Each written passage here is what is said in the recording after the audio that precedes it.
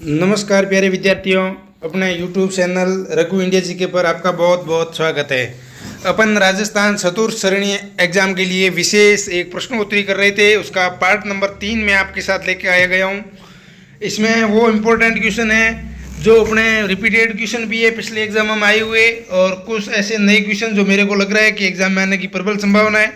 पटवारी exam आपने देखा ही है पेपर, उसमें कुछ क्वेश्चन बहुत सरल आए पंच पीरों के जैसे, और लोगों ने गलत कर दिए। तो अपन ने छोटे छोटे वीडियो के माध्यम से वो सभी क्वेश्चन याद कर लेंगे जो एग्जाम में आने की प्रबल संभावना है, और अपन को मेरिट में बनाए रखेंगे। छोटे छोटे क्वेश्चन बहुत जल्दी सीधे उत्तर आना, मतलब अपने दिमाग की साइकोलॉजी बहुत तेज हो जाएगी। इससे अपन टफ क्वेश्चन भी आसानी से कर लेंगे। अपन बिना देरी किए हुए शुरुआत करते हैं पहले क्वेश्चन की। निम्नलिखित में से कौन सा मध्य अरावली में अवस्थित है? कहाँ का पूछा है? मध्य अरावली का पूछा है। तो रघुनाथगढ़ तो सीकर में है, गुरु सीकर दक्षिण में है, कहाँ? सिरोही में। नागपाड़ अजमेर में मध्य में हो जाएगा। नागपाड़ कहाँ है? अजमेर में है। अजमेर में है तो मध्य अरावली में हो जाएगा। और खो जयपुर में, ये भी ऊपर आ जाएगी। खो कहाँ है? खो जयपुर में। अगला क्वेश्चन है, किस जिले में आबू का पठार स्थित है? तो आबू का पठार सिरोही जिले में स्थित है दोस्तों। आबू का पठार कहाँ है? सिरोही जिले में स्थित है। अगला क्वेश्चन, उत्खाद स्थलाकृतियां पाई जाती हैं, ये धोक धौलपुर व करौली में पाई जाती है। ट्रिक क्या है? धोक। धोक, धो से धौलपुर, क से करौली में उत्खाद स्थलाकृतियां पाई जाती है। बहुत अच्छा क्वेश्चन है। अगला क्वेश्चन है, निम्न में से थार मरुस्थल के किस भाग में समुद्र तल से सबसे कम ऊंचाई पाई जाती है? तो ये हो जाएगी दक्षिणी भाग में हो जाएगी, ऑप्शन नंबर 2। कौन से भाग में? दक्षिणी भाग में। अगला क्वेश्चन पूछा है, झालावाड़ अवस्थित है। झालावाड़ कहाँ स्थित है? तो हाड़ौती के पठार में स्थित है। और हाड़ौती क्षेत्र में वैसे 4 जिले आते हैं, कोटा, बूंदी, बारा, झालावाड़। झालावाड़ का पूछा है तो कहाँ हो जाएगा? हाड़ौती के पठार पर स्थित है। अगला क्वेश्चन, कौन सी चोटी दक्षिणी अरावली में अवस्थित है? दक्षिण अरावली में पूछा है। कौन सी चोटी दक्षिणी अरावली में अवस्थित है? तो ये असलगढ़ हो जाएगा। कौन सी? असलगढ़। अगला क्वेश्चन है, निम्नलिखित कथनों पर विचार कीजिए, गलत कथन बताइए। कथन दिए हुए हैं, उनमें से अपन को देखना है गलत कौन सा है। पहला है, अरावली मरुस्थल के पूर्वी विस्तार को रोकता है। बिल्कुल रोकता है अरावली पूर्वी विस्तार को। अरावली क्षेत्र में खनिजों के समर्थ है, बहुत ज़्यादातर खनिज अरावली के क्षेत्र में ही पाए जाते हैं। राजस्थान में वर्षा का वितरण प्रारूप अरावली से प्रभावित नहीं होता। नहीं क्यों होता है? बिल्कुल होता है, पूरा पूरा प्रभावित होता है। यही होगा इसका गलत कथन। और 4 नंबर में, राजस्थान की अधिकांश नदियों का उद्गम अरावली से होता है। बिल्कुल अरावली से होता है अधिकांश नदियों का उद्गम। अगला क्वेश्चन है, उद्यानों का शहर। उद्यानों का शहर कोटा हो जाएगा। कौन सा हो जाएगा? कोटा। उद्यान में भी कदी कदी कोटा हो जाए, कोटा में उद्यानों का शहर। गंगानगर, रामनगर, गंगानगर, नामनगर प्राचीन नाम पूछा तो क्या हो जाएगा? रामनगर, याद रखिएगा। जालोर का प्राचीन नाम जबालीपुर, बहुत बार एग्जाम में आया हुआ क्वेश्चन है, मोस्ट इंपोर्टेंट लगा दो, इसको रट लो। कुछ उपनाम मैं लेके आया हूँ ताकि 1-2 क्वेश्चन आ रहा है उपनाम का पिछले काफ़ी एग्जामों में। व्हाइट सिटी के नाम से किसको जाना जाता है? तो व्हाइट सिटी के नाम से अपने उदयपुर को जाना जाता है। कौन सा शहर राजस्थान की धातु नगरी? धातु नगरी पूछा तो नागौर आ जाएगा। कम से कम 10 बार आया हुआ क्वेश्चन है धातु नगरी।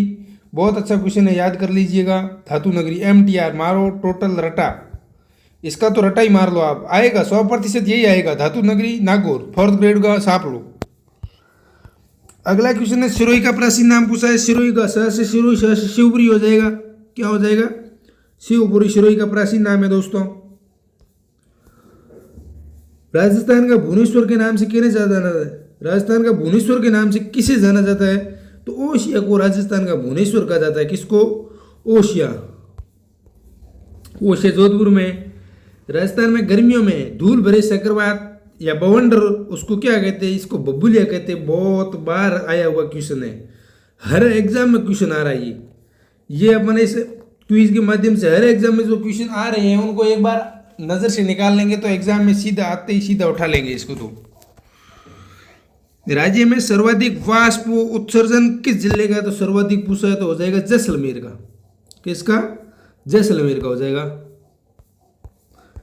अगला क्वेश्चन है, राज्य के किस जिले की वार्षिक वर्षा का औसत राजस्थान के वार्षिक वर्षा के औसत के लगभग समान है? तो लगभग हमने अजमेर का समान है। अजमेर राजस्थान के लगभग 20 में भी है, स्टार लगा लो, और वर्षा का औसत भी लगभग समान है राजस्थान के। बहुत तगड़ा क्वेश्चन है, आया हुआ क्वेश्चन है ये। राज्य का सर्वाधिक आर्द्र स्थान पूछा है। आर्द्र स्थान पूछा तो माउंट आबू हो जाएगा। आर्द्र जिला पूछता तो झालावाड़ हो जाता। क्या होता था? ये झालावाड़ क्या है? ये आर्द्र जिला है। झालावाड़ है आर्द्र जिला। अगला क्वेश्चन है, राजस्थान के किस जिले में वर्षा वाले दिनों की संख्या सर्वाधिक है? तो झालावाड़ में सर्वाधिक है। झालावाड़ में सर्वाधिक दिनों तक बारिश होती है। दिनों की संख्या वाला पूछा, ये भी आया हुआ क्वेश्चन है। ज़्यादातर क्वेश्चन अपन आए हुए करेंगे ताकि अपन को एक बार रिवीजन हो जाए आए हुए क्वेश्चन का। RSSMB वगैरह ये बोर्ड वर्तमान में आए हुए क्वेश्चन को बहुत ज़्यादा दे रहे हैं। 50% आए हुए क्वेश्चन रिपीट कर रहे हैं, क्योंकि क्वेश्चन इतने ही है, उनके पास बुक सेम ही है। तो आए हुए क्वेश्चन से अपने आप को न चाहते हुए भी आ जाता है, क्वेश्चन रिपीट हो जाता है। अगला क्वेश्चन पूछ लिया, संबल नदी किन राज्यों में प्रवाहित होती है? तो मोटे मोटे राज्य याद कर लो, मध्य प्रदेश, राजस्थान, उत्तर प्रदेश। अगला क्वेश्चन है, राज्य की किस नदी द्वारा अवनाली का अपरदन सर्वाधिक होता है? इंपॉर्टेंट नहीं, मोस्ट इंपॉर्टेंट क्वेश्चन है। मोस्ट इंपॉर्टेंट, हर एग्जाम में आ रहा है क्वेश्चन। संबल नदी, अवनाली का अपरदन, संबल संबल संबल, बीएड वगैरह ये संबल में ही है। राज्य का एकमात्र परमाणु विद्युत ग्रह किस नदी के किनारे है? राजस्थान का एकमात्र परमाणु विद्युत ग्रह संबल नदी के किनारे है। किसके किनारे है? चंबल नदी के किनारे हो जाएगा।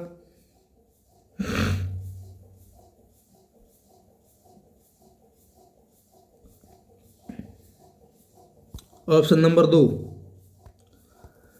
अगला क्वेश्चन है, गागरोन झालावाड़ का प्रसिद्ध जल दुर्ग किन नदियों के मध्य में काल केलो आहू? गागरोन पूछा है, काली सिंध और आहू। किसका आहू? काली सिंध का आहू। गागरोन जल दुर्ग एक क्वेश्चन आता है, 3-4 जल दुर्ग हैं जो संगम पे बने हुए। राजस्थान के किस संभाग में सर्वाधिक नदियां बहती है? तो नदियों वाला संभाग की बात है तो कोटा का नाम सबसे पहले आएगा। झीलें सर्वाधिक उदयपुर में, लेकिन नदियों का पूछा तो क्या हो जाएगा? कोटा संभाग हो जाएगा।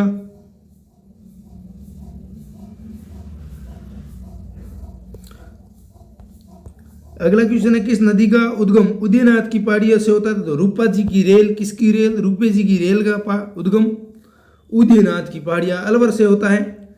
बहुत तगड़ा क्वेश्चन है। अगला क्वेश्चन है, पिछोला झील का निर्माण किस मेवाड़ शासक के काल में हुआ? तो महाराणा लाखा के काल में हुआ है। किसके? महाराणा लाखा। Option number 3। इस झील का नाम छीतर या पिशु नामक एक बंजारे ने करवाया था, ऐसी कहावत है। अपने बैल की याद में करवाया था। यह उदयपुर की सबसे प्राचीन और सुंदर झील भी है। सबसे प्राचीन पूछे उदयपुर की तो यही है, पिछोला झील। ये मैंने व्याख्या में लिख भी दिया है। इस झील का निर्माण छीतर या पिशु नामक एक बंजारे ने करवाया अपने बैल की याद में। किसकी याद में? बैल की। ये उदयपुर की सबसे प्राचीन व सुंदर झील भी है, याद रखिएगा। यहाँ से क्वेश्चन भी आने की संभावना है। गोमती नदी पर किस झील का निर्माण किया गया है? गोमती नदी पर किस झील का निर्माण किया गया है? गोमती का पूछा है तो जयसमंद झील हो जाएगा। क्या हो जाएगा? जयसमंद झील।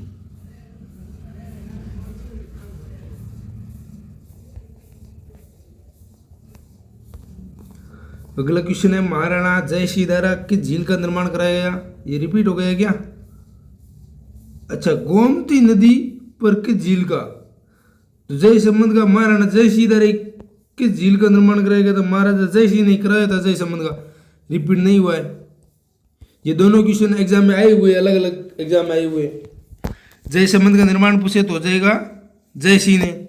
इसमें पूछा किसने जयसिंह ने किसका करवाया? तो जयसमंद झील का करवा दिया। मावठा झील बहुत मोस्ट क्वेश्चन है इस एग्जाम की दृष्टि से, 4th ग्रेड की दृष्टि से। मावठा झील आने की प्रबल संभावना है। अजमेर में नहीं है, आमेर में है। कहाँ है मावठा झील? आमेर आमेर आमेर। राजस्थान की सबसे पवित्र झील कौन सी है? राजस्थान की सबसे पवित्र झील की बात है तो अपने पुष्कर हो जाएगी। कौन सी झील? पुष्कर। इसमें अस्थियों का विसर्जन भी किया जाता है, सबसे पवित्र माना जाता है इसको। और क्वेश्चन आए देवताओं को नाखून न सुखोता तो वो नक्की झील हो जाएगी माउंट आबू वाली। सांबर झील विशेषकर जयपुर, अजमेर, नागौर में। राजसमंद झील राजसमंद में। अगला क्वेश्चन है महाराणा प्रताप विजय स्मारक का निर्माण कहाँ पर किया गया? तो ये हल्दी घाटी नहीं है दोस्तों, याद रखिएगा। ये कहाँ है? ये देवेर में है। महाराणा प्रताप विजय स्मारक का निर्माण बहुत सारे लोग हल्दी घाटी कर देते हैं और सीधा हल्का सा क्वेश्चन भी गलत कर देते हैं। ये हल्दी घाटी ना होकर के कहाँ है? देवेर में। अगला क्वेश्चन है राजस्थान के किस शहर को टेम्पल टाउन सिटी के नाम से अपने पुष्कर को जाना जाता है? सबसे पवित्र झील वाले पुष्कर को क्या है? टेम्पल टाउन घोषित किया गया है।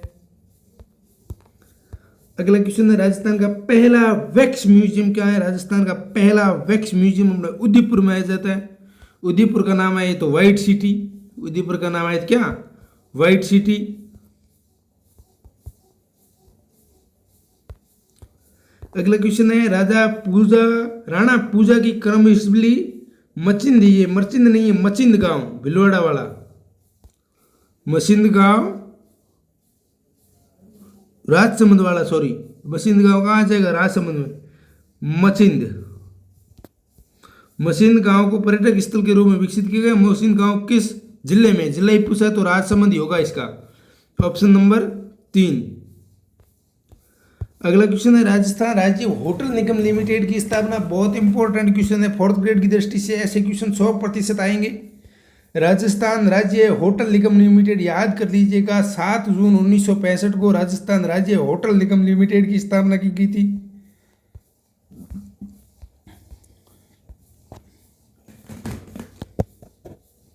वर्तमान में राजस्थान में कितने पर्यटक, अगला क्वेश्चन है वर्तमान में राजस्थान में कितने पर्यटक पुलिस स्टेशन है? तो राजस्थान में पर्यटक पुलिस स्टेशन की बात करें तो 3 हो जाएंगे। उदयपुर में, जयपुर में और जोधपुर में।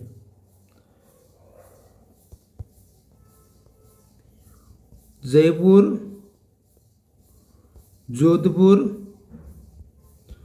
और उदयपुर 3 पर्यटक पुलिस स्टेशन बनाए गए हैं। ये यहाँ व्याख्या में भी लिखा हुआ है, जयपुर है, उदयपुर है और जोधपुर है। अगला है नवीनतम राजस्थान पर्यटक नीति 2020 कब से लागू की गई थी? नवीन राजस्थान पर्यटक नीति 2020, तो ये 9 सितंबर 2020 को लागू की गई थी। कब की गई?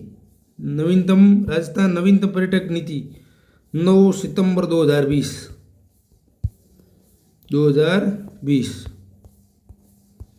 गोगा नवमी, भाद्रपद कृष्ण नवमी, बच्चे को पता है, लेकिन रिपीट होता है क्वेश्चन, एग्जाम में आता है तो वहाँ हवा निकल जाती है, जल्दबाजी में भाद्रपद कृष्ण की जगह शुक्ल कर देते हैं और क्वेश्चन गलत कर देते हैं। याद रखिएगा, भाद्रपद कृष्ण नवमी को गोगा नवमी मनाई जाती है। दीघा गणगौर कहाँ की प्रसिद्ध है? दीघा गणगौर पूछा है। क्या पूछा है? दीघा गणगौर, ये उदयपुर की हो जाएगी। दीघा गणगौर कहे तो उदयपुर, ऑप्शन नंबर 4। अगला क्वेश्चन है मुस्लिम समाज के किस त्योहार को ताजिए निकाले जाते हैं? तो ताजिए मुहर्रम को निकाले जाते हैं। कब निकाले जाते हैं? मुहर्रम को ताजिए निकाले जाते हैं। अजमेर जिले का कौन सा स्थान कोड़ा मार होली है? तो होली सभी मैं याद करवा दूंगा ट्रिक के माध्यम से। ये आप आज कोड़ा याद करिएगा। कोड़ा कैसे मारने चाहिए? कोड़ा भिनो भिनो कर मारने चाहिए। कोड़ा कैसे? भिनो भिनो कर मारने चाहिए। भिनो मतलब बिना है, कोड़ा भिनो भिनो कर मारने चाहिए। कोड़ा मतलब बिनाई हो जाएगा दोस्तों। अगला क्वेश्चन है जल झूलनी एकादशी कब मनाई जाती है? जल झूलनी की बात आ जाए तो भाद्रपद शुक्ल एकादशी, ऑप्शन नंबर 4। शुक्ल याद रखिएगा, भाद्रपद शुक्ल एकादशी, जल झूलनी एकादशी, भाद्रपद शुक्ल एकादशी। इस दिन मंडपिया, सित्तौड़ व चार भुजानाथ गढ़बोर राजसमंद में सवारी निकाली जाती है और मेले भरे जाते हैं। राजस्थान में त्योहारों को आगमन, तीज त्योहार आगरी ले डूबी गणगौर, तीज त्योहारों आवणी ले डूबी गणगौर। श्रावणी तीज को त्योहारों का आगमन माना जाता है और गणगौर को समापन माना जाता है दोस्तों। अगला क्वेश्चन है किस पूर्णिमा के लिए मान्यता है कि संपूर्ण वर्ष में केवल इसी दिन चंद्रमा 16 कलाओं से परिपूर्ण होता है? तो ये शरद पूर्णिमा हो जाएगी दोस्तों। शरद पूर्णिमा को क्या होता है? चंद्रमा 16 कलाओं से परिपूर्ण होता है। कौन सी हो जाएगी पूर्णिमा?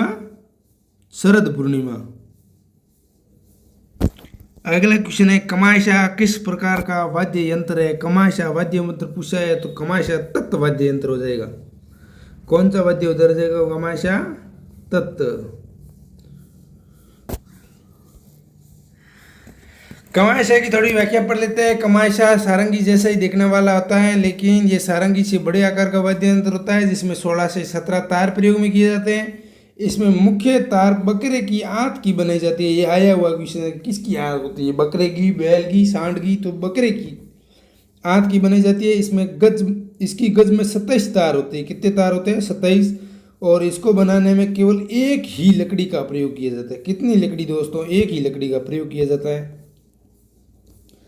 अगला क्वेश्चन है निम्न में से कौन सा वाद्य वीणा के आकार का होता है? इसे वीणा का प्रारंभिक रूप माना जाता है। तो ये क्या हो जाएगा दोस्तों? वीणा के आकार का पूछे तो जंतर हो जाएगा। पहले यही होता था, क्या हो जाएगा? जंतर। अगला है राजस्थान में कौन सा वाद्य एक सुशीर वाद्य यंत्र नहीं है? तो सुशीर वाद्य यंत्रों की दोस्तों ट्रिक है सुशीर तू भूल ना कर मौसम में सीन देखने की। भूल ना मतलब नागफणी तो है, सुशीर तू भूल ना कर मौसम में सीन देखने की। अलगोजा, अलगोजा भी है, ना कर मतलब नड़ भी है, सारंगी नहीं है दोस्तों। कौन सा सुशीर वाद्य यंत्र नहीं है? तो सारंगी सुशीर वाद्य यंत्र नहीं है। सारंगी कैसा है? तो सारंगी तत्व वाद्य यंत्र है दोस्तों। याद रखिएगा, सारंगी का बार बार पूछा जाता है कि सारंगी कैसा वाद्य यंत्र है? तो सारंगी तत्व वाद्य यंत्र है। सारंगी तत्व वाद्य यंत्रों में सर्वश्रेष्ठ वाद्य यंत्र है। यह सागवान की लकड़ी से बनाई जाती है। इसका वादन घोड़े की पूंछ के बाल के गज से किया जाता है, बाल वाले गज से किया जाता है। बहुत बार एग्जाम में आया हुआ क्वेश्चन आ गया है दोस्तों। सरगड़ा जाति का खानदानी वाद्य यंत्र पूछा है। बांकिया है जो सरगड़ा जाति का खानदानी वाद्य यंत्र है। कम से कम 10 बार आया हुआ क्वेश्चन है, याद रखिएगा। 4th ग्रेड एग्जाम में प्रबल संभावना है इस क्वेश्चन की रिपीट होने की। सरगड़ा बांकिया।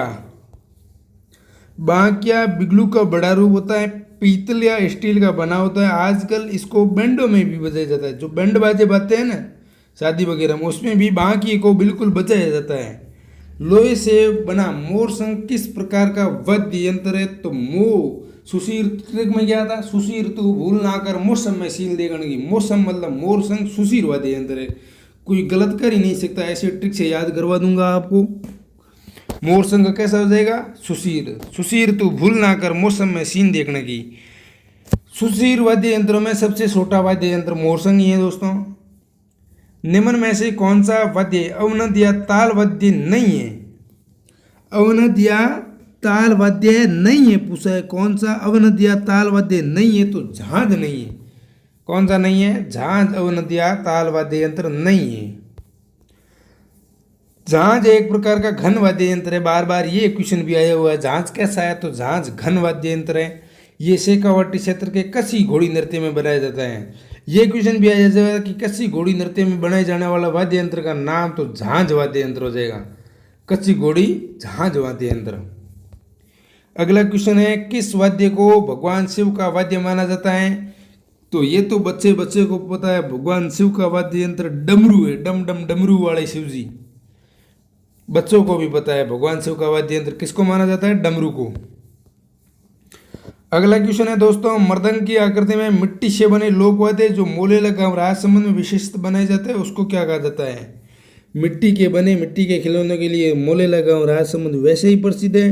तो इसमें आ जाएगा कौन? मादल आ जाएगा।